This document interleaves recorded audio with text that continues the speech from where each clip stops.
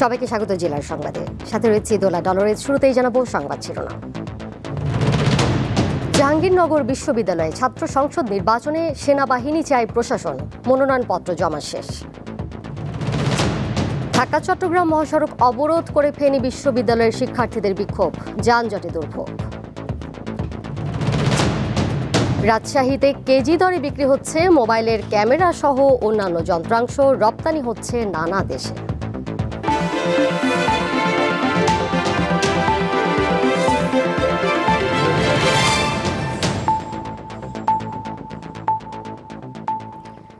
জাহাঙ্গীরনগর বিশ্ববিদ্যালয়ের কেন্দ্রীয় ছাত্র সংসদ ও হল সংসদ নির্বাচনে নিরাপত্তা নিশ্চিতে সেনা মোতায়েন চায় নির্বাচন কমিশন। এরই মধ্যে সেনাবাহিনী বরাবর এই বিষয়ে চিঠি পাঠানো হয়েছে। চিঠিতে নির্বাচনের দিন এবং আগের ও পরের দিনের জন্য স্ট্রাইকিং ফোর্স হিসেবে সেনাবাহিনীর সহায়তা চাওয়া হয়েছে। তবে নির্বাচন ঘিরে এখন পর্যন্ত কোনো অপ্রীতিকর ঘটনা ঘটেনি। উৎসব মুখর পরিবেশে শেষ হয়েছে মনোনয়নপত্র সংগ্রহ ও জমাদান।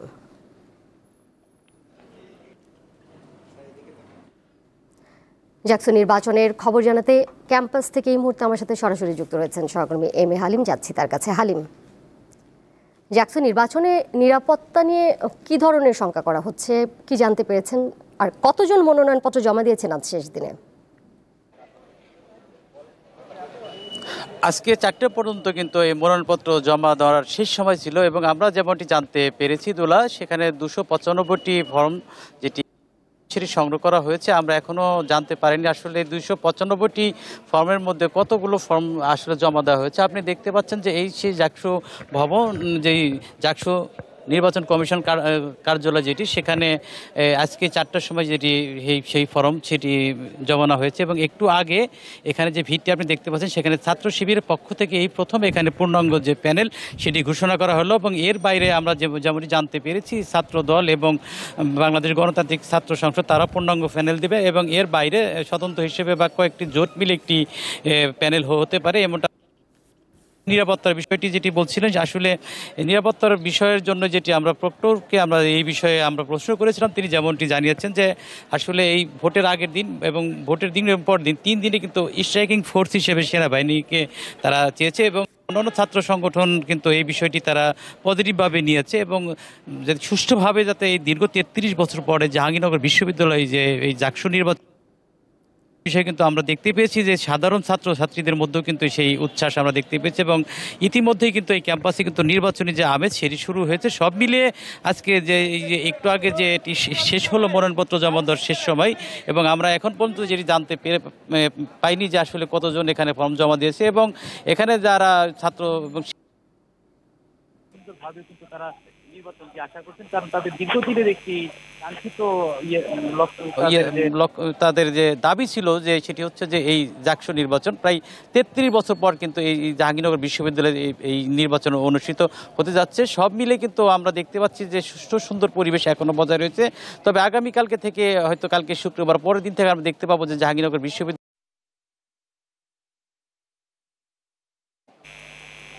যুক্ত ছিলেন সহকর্মী এম এ হালিম।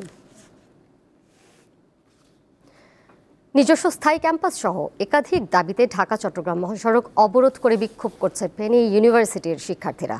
বৃহস্পতিবার দুপুর 12:30 থেকে মহাসড়কের ফেনীর মহিপাল ফ্লাইওভারের উত্তরাংশে অবস্থান নেন তারা। প্রায় 40 মিনিট তারা সেখানে অবস্থান করেন। এই সময় ঢাকা ও চট্টগ্রামমুখী 2 লেনেই দীর্ঘ যানজট দেখা দেয়। এর আগে শিক্ষার্থীদের চাপের মুখে বুধবার রাতে পদত্যাগ করেন ফেনী ইউনিভার্সিটির ভিসি জামাল উদ্দিন আহমেদ। শিক্ষার্থীরা জানান, স্থায়ী ক্যাম্পাসের পাশাপাশি বিশ্ববিদ্যালয়ের নিজস্ব বাস সার্ভিস চালু, ছাত্র রাজনীতি নিষিদ্ধ, বোর্ড অফ ট্রাস্টিজের পরিবর্তনের দাবিতে গত কিছুদিন ধরে নানা কর্মসূচি পালন করে আসছিলেন শিক্ষার্থীরা।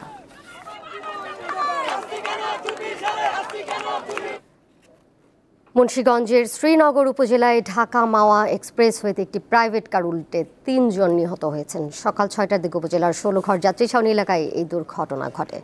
ফায়ার সার্ভিস জানায়, মাওয়া থেকে ঢাকামুখী লেনে দ্রুতগতির একটি প্রাইভেট কার নিয়ন্ত্রণ হারিয়ে উল্টে যায়। এতে ঘটনাস্থলেই 2 জন মারা যান। পরে আহত 2 জনকে হাসপাতালে নেওয়া হলে সেখানে একজনকে মৃত ঘোষণা করেন চিকিৎসক। দুর্ঘটনার কারণে প্রায় 1 ঘন্টা এক্সপ্রেসওয়েতে যান চলাচল ব্যাহত হয়। পরে হাইওয়ে পুলিশ ও ফায়ার সার্ভিসের সদস্যরা উদ্ধার অভিযান চালিয়ে সড়কে যান চলাচল স্বাভাবিক করেন। এবারে কেওয়াই স্টিল চট্টগ্রাম সংবাদ।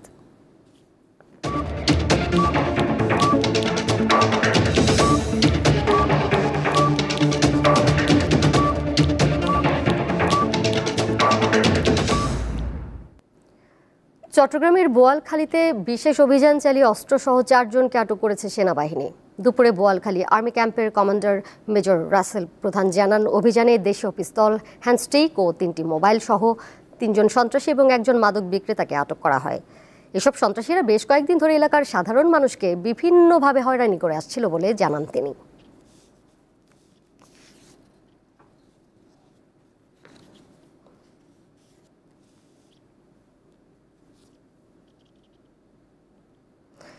বৃষ্টি ও উজানের ঢলে কাপ্তাই হ্রদের পানির চাপ কমাতে আবারও খুলে দেওয়া হয়েছে রাঙ্গামাটির কাপ্তাই বাঁধ। বুধবার রাত 8টা 20 দিকে বাঁধের 16টি জলকপাটের সব কয়টি 6 ইঞ্চি করে খুলে দেওয়া হয়। কর্ণফুলী পানি বিদ্যুৎ কেন্দ্রের ব্যবস্থাপক জানান, জলকপাট খোলার পর প্রতি সেকেন্ডে অন্তত 9000 কিউসেক পানি নিষ্কাশিত হচ্ছে কর্ণফুলী নদীতে। তবে এর ফলে ভাটি এলাকায় তেমন কোনো প্রভাব পড়বে না বলে জানান তিনি।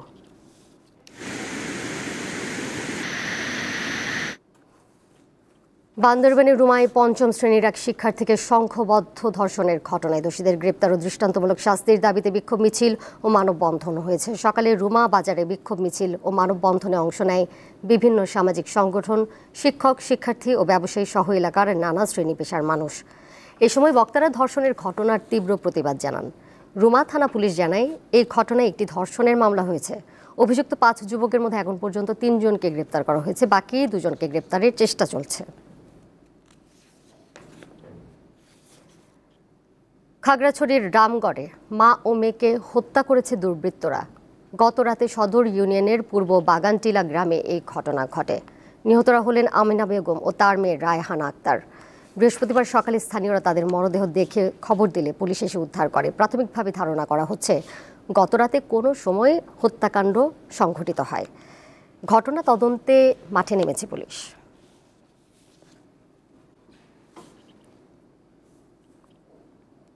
রাজশাহীতে কেজি দরে বিক্রি হচ্ছে মোবাইলের ক্যামেরা। রীতিমতো পাল্লায় মেপে বিক্রি হচ্ছে বিভিন্ন ব্র্যান্ডের মোবাইলের ক্যামেরা। অ্যান্ড্রয়েড মোবাইলের ক্যামেরার দাম প্রতি কেজিতে পড়ছে 30,000 টাকা। এগুলো ভারত ও চীনের মতো দেশে রপ্তানি হচ্ছে। এভাবেই বাড়ি বাড়ি গিয়ে নষ্ট মোবাইল কিনছেন ফেরিওয়ালা। রাজশাহীতে এরকম 30 থেকে 35 জন ফেরিওয়ালা আছেন, যারা পুরনো ও নষ্ট মোবাইল ফোন কিনেন। এগুলো touch phone, Vivo, Redmi, Realme, Poco, OnePlus, Xiaomi, OnePlus, এগুলো মোবাইল আমরা 500 টাকা পিস কিনে নিই। বাটাম ফোনগুলো 40 টাকা 50 টাকা পিস কিনি। হয়তো পাতিল, বাটি এগুলো দিয়ে সেগুলো নিলি, এই ধরেন আপনার 60 কেজি দিল, 250 টাকা করে দাম দিল। ফেরিওয়ালাদের কাছ থেকে এসব পণ্য কেনেন সুজন এন্টারপ্রাইজ নামের একটি প্রতিষ্ঠান। সেখানে মোবাইল ফোনে থাকা পার্টসগুলোর মধ্যে camera, motherboard, display, speaker, connecting IC, charging port, সিমের প্লেট, লাইট ও ব্যাটারি আলাদা করা হয়। আমরা এই মোবাইলগুলোর খুলে মনে করেন প্রাইভেট আলাদা করি, ক্যামেরা আলাদা করি, ব্যাটারি আলাদা করি। আলাদা বিভিন্ন রেট আছে, আলাদা হিসেবে ভাগ করে রাখতেছি ব্যাংকে। এগুলা মহাজন, আবার ঢাকাতে মহাজন, আবার আর মহাজনে এগুলা ঢাকাতে দিয়ে পাঠায়। সুজন এন্টারপ্রাইজের কর্মীরা জানান, বাটন ফোনের ক্যামেরার ওজন কম, তাই দাম বেশি। প্রতি কেজি বিক্রি হয় 25 থেকে 30,000 টাকায়। অ্যান্ড্রয়েড ফোনের ক্যামেরার ওজন বেশি, তাই দাম কিছুটা কম। প্রতি কেজি বিক্রি হয় 15 থেকে 20,000 টাকায়। এছাড়া প্রতি কেজি ডিসপ্লে 30 থেকে 100 টাকা, স্পিকার প্রতি কেজি 40 টাকা, ব্যাটারি প্রতি কেজি 120 থেকে 300 টাকা এবং মাদারবোর্ড প্রতি কেজি বিক্রি হয় 3000 টাকায়। দেশে মোবাইল ফোন মেরামতকারীরা এসব পণ্য কেনেন। এছাড়া ভারত ও চীনে পুরনো মোবাইল ফোনের পার্টস রপ্তানি হয়। এখানে আপনার 4-5 জন বা 7 জনের মতন কাজ করে ওরা। আমার এই ব্যবসার দ্বারা তো এই কাজ কাম করে মনে করেন জীবিকা নির্ভর হয়। আগে এগুলো ছিল না রাজশাহীতে, এখন বর্তমান এই কাজের ইয়াতে অনেক মনে করেন যে পরিবার ব্যবসা বাণিজ্যের সাথে লিপ্ত আছে আর কি। এক সময় সুজন মণ্ডল এসব পণ্যের ভ্রাম্যমাণ ফেরিওয়ালা ছিলেন। দীপ্ত, বার্তা কক্ষ। বাগেরহাটের 4টি সংসদীয় আসন বহাল রাখার দাবিতে সড়ক অবরোধ করে বিক্ষোভ করেছেন সর্বদলীয় সম্মিলিত কমিটির নেতারা। বৃহস্পতিবার সকাল থেকে খুলনা ঢাকা মহাসড়কের কাটাখালী ও নোয়াপাড়া মোড় এলাকায় সড়ক অবরোধ করা হয়। এ সময় মহাসড়কটির দুই পাশে তীব্র যানজট সৃষ্টি হয়। দাবি আদায় না হলে আগামী 24 আগস্ট সকাল 9টা থেকে বিকাল 4টা পর্যন্ত খুলনা ঢাকা মহাসড়কের নোয়াপাড়া, কাটাখালী, ফকিরহাট, মোল্লাহাট সহ পিরোজপুর বাগেরহাট মহাসড়কের সাইনবোর্ড মোড়ে অবরোধ কর্মসূচি এবং জেলা প্রশাসক ও জেলা নির্বাচন কর্মকর্তার দপ্তরে অবস্থান কর্মসূচির ঘোষণা করা হয়েছে। এছাড়া 25 আগস্ট ঢাকায় নির্বাচন কমিশন অফিসের সামনে বিক্ষোভ মিছিল ও অবস্থান কর্মসূচি পালন করবে সর্বদলীয় সম্মিলিত কমিটি।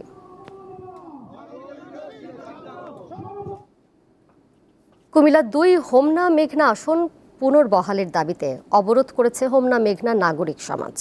গত 30 জুলাই আসন পুনর্বিন্যাসের খসড়ায় হোমনা ও তিতাস উপজেলায় একত্রিত করে কুমিল্লা 2 আসন ঘোষণা করা হয়। এই খসড়া প্রত্যাখ্যান করে নির্বাচন কমিশনে আবেদন করেছে বিভিন্ন রাজনৈতিক দল ও নাগরিক সমাজ। আগামী 24 আগস্ট এই আবেদনের শুনানি অনুষ্ঠিত হবে। নির্বাচন কমিশন ঘোষিত আসন পুনর্বিন্যাসের খসড়ায় কুমিল্লা 1 দাউদকান্দি মেঘনা ও কুমিল্লা 2 হোমনা তিতাস ঘোষণা করা হয়। এই খসড়া প্রত্যাখ্যান করে হোমনা ও মেঘনা উপজেলা মিলে কুমিল্লা 2 আসন ঘোষণা করার দাবিতে বৃহস্পতিবার মানববন্ধন ও মহাসড়ক অবরোধ করে স্থানীয়রা।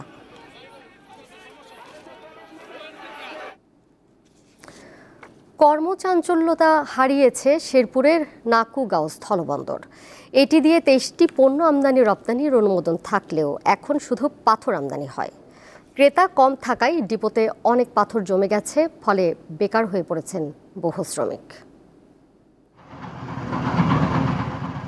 শেরপুরের নাকুগাঁও স্থলবন্দর দিয়ে বাংলাদেশ, ভারত ও ভুটান পণ্য আমদানি রপ্তানি করে। এই বন্দর দিয়ে মোট 23টি পণ্য আনা নেওয়ার সুযোগ থাকলেও বাংলাদেশের ব্যবসায়ীরা আমদানি করতেন শুধু কয়লা ও পাথর। সম্প্রতি স্থবির হয়ে পড়েছে বন্দরের কার্যক্রম, প্রায় বন্ধ হয়ে গেছে কয়লা আমদানি, এখন শুধু পাথর আনা হচ্ছে। ক্রেতার অভাবে বন্দরের ডিপোতে অনেক পাথর পড়ে আছে। এই অবস্থায় বেকার হয়ে পড়েছেন অনেক শ্রমিক। সারা দিনে 150-200 গাড়ি লোড হইতো, এখন বর্তমানে 10 টাকা 15 টাকা করে গাড়ি লোড হয়। এই দিয়া ব্যবসায়ীরা খুবই অচল হয়ে পড়তেছে। আমাদেরকে সহযোগিতা করে না। কামালপুর পোর্ট যেভাবে সহযোগিতা করে, হালুয়াঘাট পোর্ট যেভাবে সহযোগিতা করে, আমাদের বর্তমান নাকুয়ার পোর্টে আমরা কোনো কাস্টম সহযোগিতা পাই না। আসলে বেশ কিছুদিন ধরে বন্দরের পরিস্থিতি খুব খারাপই, কাজ নাই, কর্ম নাই, শ্রমিকরা খুব কষ্টে দিন যাপন করতেছে। নাকুগাঁও স্থলবন্দর পোর্ট একদম নাজেহাল অবস্থা। এই পোর্টে কোনো ব্যবসা বাণিজ্য হচ্ছে না, কোনো বেচাকেনা হচ্ছে না। আমাদের বাংলাদেশে এই পণ্যগুলোর চাহিদা থাকার পরেও আমরা শুধুমাত্র ইন্ডিয়ান এবং বাংলাদেশের পারস্পরিক সমঝোতার কারণে বা সহযোগিতার অভাবে আমরা এই কাজগুলো করতে পারতেছি না। বাণিজ্যিক মন্ত্রণালয় উচ্চ পর্যায়ে যদি এগুলো নিয়ে কথা বলতো, তাহলে এই পণ্যগুলো আমদানি করা সম্ভব হতো এবং রপ্তানি করাও বাংলাদেশ থেকে বিভিন্ন পণ্য রপ্তানি করা সহজ হতো। রাজস্ব কর্মকর্তা জানান, সরকারি নিয়ম মেনে পণ্য আমদানিতে কোনো বাধা নেই। জাতীয় রাজস্ব বোর্ড এই সেশন দিয়ে 23টি পণ্য আমদানি অনুমতি দিয়েছে।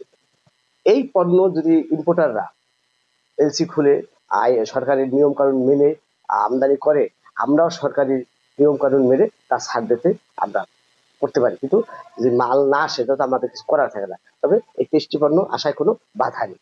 নাকুগাঁও স্থলবন্দর থেকে 2023-24 অর্থবছরে 50,79,000 টাকা এবং 2024-25 অর্থবছরে 4,32,55,000 টাকা রাজস্ব পেয়েছে সরকার। আর ভ্রমণ কর এসেছে 1,04,91,000 টাকা। দীপ্ত বার্তা কক্ষ। বঙ্গোপসাগরে সৃষ্ট লঘুচাপের প্রভাবে দেশের উপকূলীয় অঞ্চলে থেমে থেমে হালকা ও ভারী বৃষ্টিপাত অব্যাহত রয়েছে। পটুয়াখালীতে আকাশ ঘন মেঘাচ্ছন্ন রয়েছে। গত 3 দিন ধরেই জেলায় বৃষ্টিপাত হচ্ছে। রাতভর ভারী বর্ষণে অতিষ্ঠ বরগুনার সাধারণ শ্রমজীবীরা। গত 24 ঘন্টায় জেলায় 70.2 মিলিমিটার বৃষ্টিপাত রেকর্ড করেছে স্থানীয় আবহাওয়া অফিস। উত্তরের জেলা নওগাঁয় ফের ভারী বৃষ্টির কারণে ছোট যমুনা ও আত্রাই সহ অন্যান্য নদীর পানি নতুন করে বৃদ্ধির আশঙ্কা দেখা দিয়েছে। মৌসুমী বায়ুর প্রভাবে সকাল থেকে রাজশাহীতে গুড়ি গুড়ি বৃষ্টি হচ্ছে। সকাল 9টা থেকে 2 ঘন্টায় 31.4 মিলিমিটার বৃষ্টিপাত রেকর্ড করা হয়েছে। এদিকে ভোলায় মৌসুমী বায়ুর প্রভাবে হালকা থেকে মাঝারি বৃষ্টি হচ্ছে। ভোলার 10 নৌ রুটে লঞ্চ ও সি ট্রাক চলাচল বন্ধ রয়েছে। হবিগঞ্জের আউশকান্দি সিএনজি রিফুয়েলিং স্টেশনে অগ্নিকাণ্ডে একটি বাস ও 9টি সিএনজি অটোরিকশা পুড়ে গেছে। ফায়ার সার্ভিস জানায় বৃহস্পতিবার ভোর ৫টার দিকে নবীগঞ্জ উপজেলার আউশকান্দি সিএনজি রিফুয়েলিং স্টেশনে গ্যাস সরবরাহের সময় বাসের সিলিন্ডার বিস্ফোরণ হয়। এতে মুহূর্তেই আগুন চতুর্দিকে ছড়িয়ে পড়ে। এই ঘটনায় সিএনজি স্টেশনের ৩ জন কর্মচারী আহত হন। খবর পেয়ে নবীগঞ্জ ফায়ার সার্ভিসের কর্মীরা ঘটনাস্থলে পৌঁছে আগুন নিয়ন্ত্রণে আনে।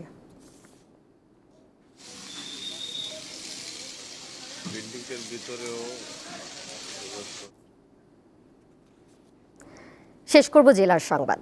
যাবার আগে শিরোনামগুলো জানিয়ে দেব আরও একবার। জাহাঙ্গীরনগর বিশ্ববিদ্যালয় ছাত্র সংসদ নির্বাচনে সেনাবাহিনী চায় প্রশাসন, মনোনয়নপত্র জমা শেষ। ঢাকা চট্টগ্রাম মহাসড়ক অবরোধ করে ফেনী বিশ্ববিদ্যালয়ের শিক্ষার্থীদের বিক্ষোভ, যানজটে দুর্ভোগ। রাজশাহীতে কেজি দরে বিক্রি হচ্ছে মোবাইলের ক্যামেরা সহ অন্যান্য যন্ত্রাংশ, রপ্তানি হচ্ছে নানা দেশে।